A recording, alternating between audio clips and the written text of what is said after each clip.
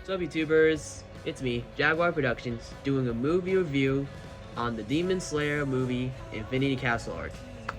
Now, before we go into the details of the film, I will say there will be spoilers ahead, so if you have not seen the movie yet, please exit the video now and come back once you have seen it. And also, don't forget to like, comment, and subscribe for more videos by Jaguar Productions. Also, I just want to say I know I usually say this often, but I apologize for not keeping in touch for you these past couple of months. I'm sure you know the gist by now, like, I get busy with work, with school, and as you can see, I just started my official freshman year at college, living in my dorm right now, so, yeah, it's a nice change of scenery. Now that that's out of the way, let's get started, shall we? Now, just to put things out of the way, just to put things off, I just want to say, I loved it. Like, I really loved every minute and second of this film. Like, from beginning to end. Like, I really just liked how it starts off with a reminder of all the Demon Slayers falling into the Infinity Castle arc, including all the Hashira members and Tanjiro. I mean, that's a nice reminder right there. Like, really, it's a nice way to remind the audience of where the series left off last year. Not to mention, you get all the Demon Slayers get an understanding of their surroundings as they're all separated and being attacked by all the lower ranked demons. Sorry. And like, really, it goes like. Not to mention, you get some brief moments with some of the characters, like especially with Shinobu, like when she meets Doma for the first time and fights off with him. Like, that was an epic moment right there. Like, seeing how, even though she was clearly not going to win that fight, I'm sure, as many Demon Slayer fans know, she really gave it her best in the end. Not to mention, it was nice to see all the special breathing techniques she used for insect breathing, like dragonfly, centipede, and butterfly. Like, it's a nice touch right there. What bothers me is how she never showed most of her breathing techniques throughout the anime series, which, of course, is something I guess the producers tend to do with their characters, which I guess makes it special at the same time. Really, it was just an awesome fight between Shinobu and Doma. You even got some brief, nice moments with her, like when you got to see her when she was with her sister when she died, and she looks upon herself, understanding her own flaws, like her height and how she's always angry. But in the end, she really gave it her all until she died. Like, that was. I really felt I was gonna cry. I really did. Not to mention, later on, you get that fight with Zenitsu versus Kakagora, or Kakagota, like, how do you ever say his name? Like, you can really see the emotion in Zenitsu's character arc. Like, you can see that he's not being the crybaby he usually is throughout the series. Like, you can tell he's locked into a serious mode. Like, he's ready to avenge his mentor/grandpa against him. And again, like, it was a very awesome fight between them. Like, you got two Thunderblader users, one who knows only the first form, and the other who knows the other 5 forms. And like, you tell Zenitsu was about to lose in the end, but just in that moment, he created a new breathing style technique, 7th form, called Flaming Thunder God. And like, that was pretty awesome in my opinion. Like, I was just, wow, Flaming Thunder God, like, awesome name right there in my opinion. You know, I actually had to look up that name because I totally forgot it. Like, it just happened so fast. So yeah, I thought it was a very awesome scene right there. It was also a nice touch seeing how when all the Demon Slayers have entered Infinity Castle, you saw that the crows were entered there as well. Especially with those little paper red-eye things. That way the Demon Slayers still in the real world gets an understanding of the layout of the castle. Like, that was actually a smart move on Ubuyashiki. Like, you can tell that obviously he didn't sacrifice his whole family just for Muzan. Like, obviously that's obviously a smart move right there. Not to mention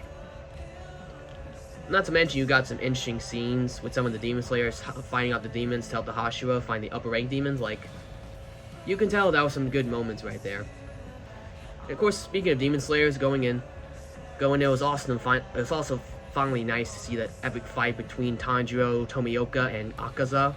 Like, that's what I've been wanting to see in that film, and I'm sure many others wanted to see it too. And like, you can really tell it was such an intense battle. Like during the fight, you get to see that Tanjiro learned some interesting ways of Akaza's technique, like fighting spirit, and like he learns how to use that to his advantage. And like, so on the film, you also finally get to see Tomioka unlock the little mark on his face. Like, that was a nice moment right there.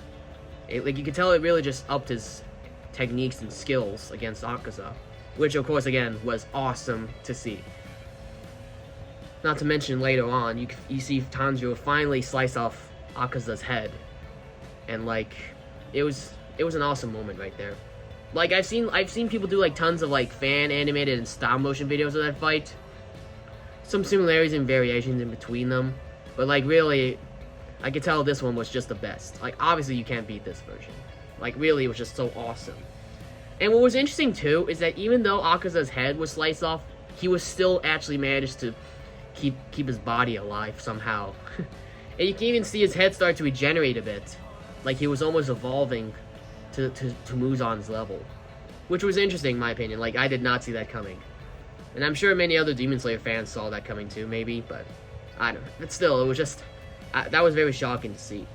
And what was more interesting is that going into, you learn a bit more about Akaza's life, which is expected because every time when an upper rank demon is about to die, you get to understand what their lives were like before they became demons.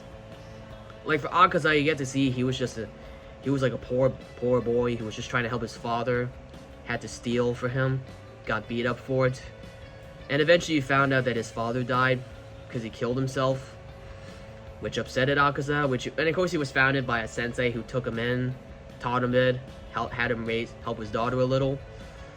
And you got to see that things were looking bright for Akaza until the sensei and daughter were murdered, well, poisoned even, actually. Which of course made Akaza so angry, so it killed a bunch of people who poisoned them. And of course, he is made by Muzan, which of course what led him to becoming a demon. And I have to say, out of all the backstories, that was the best one I've seen, obviously. Like, I really felt sorry for Akaza there, you know? That's what I like about when it comes to villains in anime, because, you know, what the most interesting type of villains are those that are broken, you know? Like, they used to be good, but there were things that just changed them. Like, also going in, and you could tell that Akaza was ready to fight Tanjiro again, but he just suddenly out of nowhere just annihilated himself because he didn't want to keep going. And just as he was about to die, he was having thoughts, like with Muzan and his sensei and his loved one.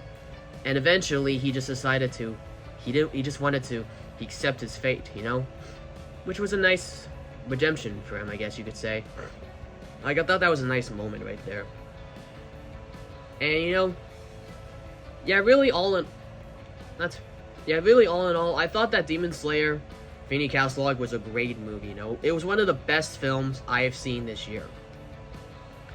Like, everything was just about great.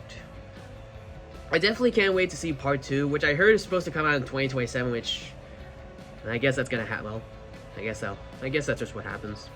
But anyway, I really hope you enjoyed this review. Also, just to rate it, I mean, I think I'll give it a 10 out of 10. Like, really, it was just absolute perfection, you know? I just thought it was just so amazing. Like, really, I hope you have all enjoyed it too. Now, stay tuned for my next upcoming reviews for this year. I plan to do a few more reviews on things like Black Phone 2, along with Avatar, Fire and Ash. I also might do a review on the upcoming Season 5 of Stranger Things as well. So stay tuned for that. And don't forget to like, comment, subscribe for more videos by Jaguar Productions. Peace.